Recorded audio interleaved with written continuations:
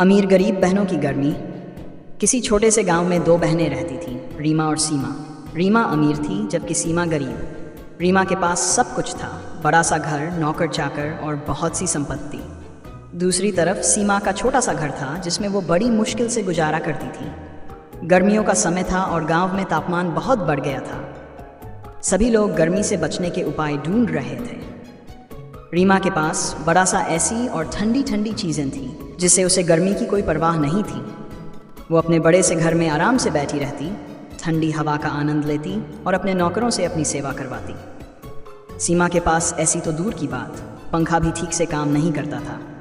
वो सुबह से शाम तक खेत में काम करती और फिर घर आकर पसीने से तरबतर हो जाती।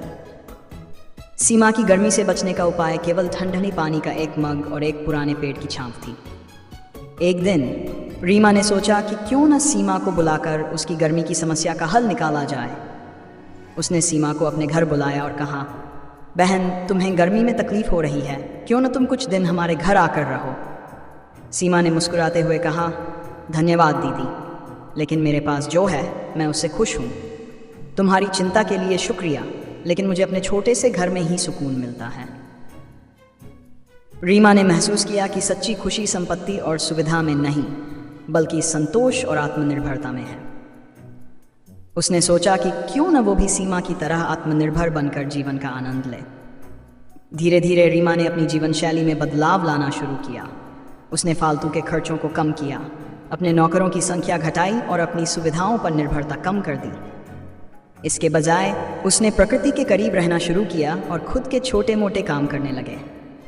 इससे उसे न केवल मानसिक शांति मिली, बल्कि एक नई ऊर्जा भी मिली। गर्मी के मौसम ने दोनों बहनों को एक महत्वपूर्ण सीख दी। रीमा ने समझा कि संपत्ति से बढ़कर संतोष और आत्मनिर्भरता है, जबकि सीमा ने जाना कि सच्ची खुशी साधारण चीज़ों में छिपी होती है। इस तरह गर्मी के इस मौसम ने दोनों बहनों को जीवन का असली अर्थ समझा दिया।